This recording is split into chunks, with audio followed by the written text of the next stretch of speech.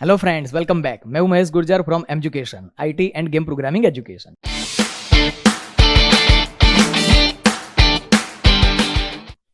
चलिए, ये सेशन में हम क्या करते हैं, private data member and object array. Same way जैसे पब्लिक डेटा मेंबर के अंदर लॉजिक लगाया, same to same directly practical करते हैं।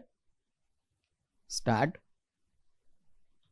सबसे पहले फाइल मेनू में जाके DOS shell mount D drive exit comment provide कर देते हैं private data member object array hash include iostream.h has include conio.h void main void curly bracket start stop clear screen get ch d drive courses c++ and private का number आया 5।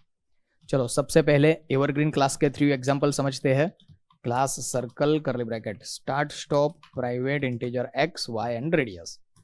दो logic की requirement है, आपको पता ही है। Public void get data void curly bracket start stop void display data void curly bracket start stop.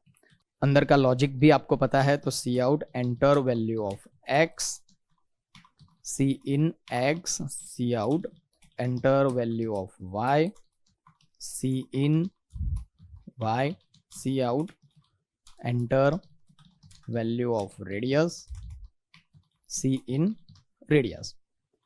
Display के अंदर c out x is equal to x slash t y is equal to y slash t radius is equal to radius endl and endl. चलो, method create हो गई। उसके बाद object का array declare करना है, तो सर्कल सी ऑफ 5 लूप को यूज करना पड़ेगा, तो इंटीजर i लूप को यूज करते हैं। फॉर लूप रेंज कहां से कहां तक आएगी, 0 से लेके 4 तक, तो i is equal to 0, i less than और equal to 4, i plus plus. अब क्या करना है, ऑब्जेक्ट के थ्रू मेथड को कॉल करना है। तो जैसे सिंगल ऑब्जेक्ट था तो हम ऐसा करते थे c1 dot get data, c2 dot get data multiple object के लिए। अब यहाँ पे क्या है, एरे, तो एरे के लिए क्या होगा, c of 0, c of 1, c of 2, तो हम ऐसा करेंगे c of i dot get data. तो फर्स्ट टाइम i की वैल्यू क्या होगी, 0, तो c0 ऑब्जेक्ट के लिए वो मेमोरी यूज होगी। नेक्स्ट टाइम c1 ऑब्जेक्ट के लिए c2, c3, c4। क्लियर। चलो, उसके बाद हम क्लियर कर देते हैं। फिर से मेमोरी को डिस्प्ले करना है, तो i is equal to 0, i less than और equal to 4, i plus plus, same way c of i dot display data. बहुत ही सिंपल है। सेव, कंट्रोल F9, देखिए 1 1 1। अब c1 ऑब्जेक्ट के लिए 2 2 2, अब c2 ऑब्जेक्ट के लिए तो 5 ऑब्जेक्ट के मेंबर को हमने स्कैन किया और उसी मेंबर की वैल्यू को हमने डिस्प्ले किया। चलिए एक और प्रोग्राम बनाते हैं।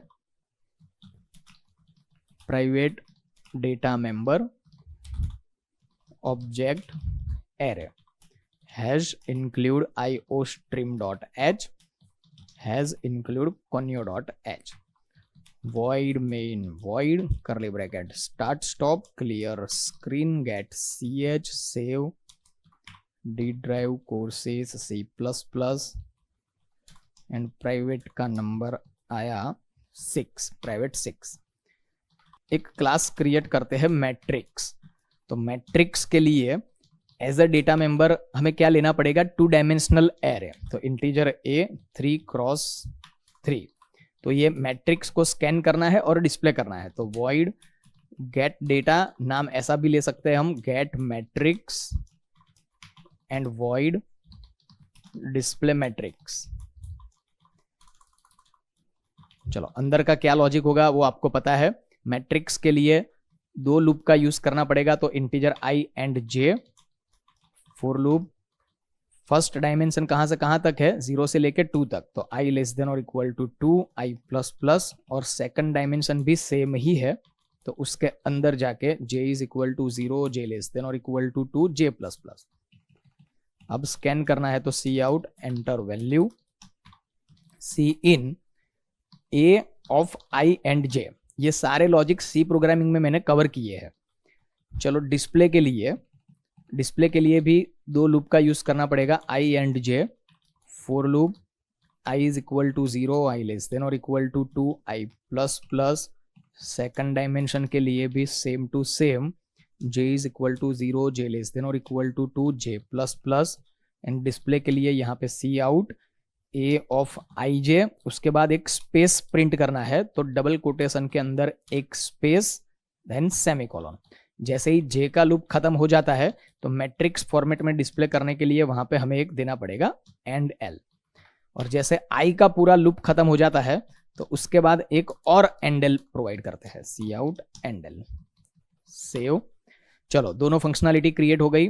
अब क्या करना है, मैट्रिक्स क्लास का ऑब्जेक्ट का एरे डिक्लेयर करना है। तो matrix m of 5 integer i।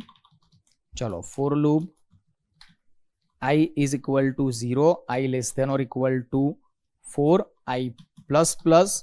अब क्या करना है, m ऑफ i मतलब m ऑफ 0, 1, 2, 3, 4, तो m of i dot get data. तो 5 मैट्रिक्स के ऑब्जेक्ट के लिए गेट की प्रोसेस होगी, लेकिन यहां पे हमने क्या किया है, गेट डेटा की जगह पे नाम लिया है हमने गेट मैट्रिक्स।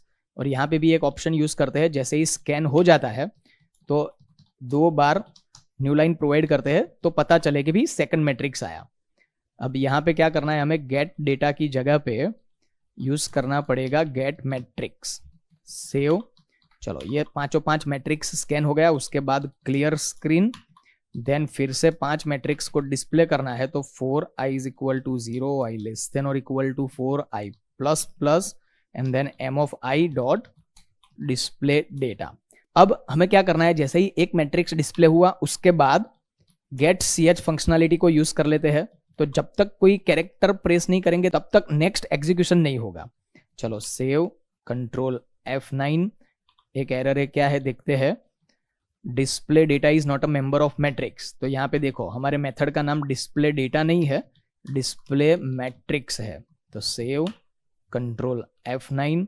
चलो फर्स्ट मैट्रिक्स आया 1, 2, 3, 4, 5, 6, 7, 8, 9। अब सेकंड मैट्रिक्स आया 9, 8, 7, 6, 5, 4, 3, 2, 1। अब करते हैं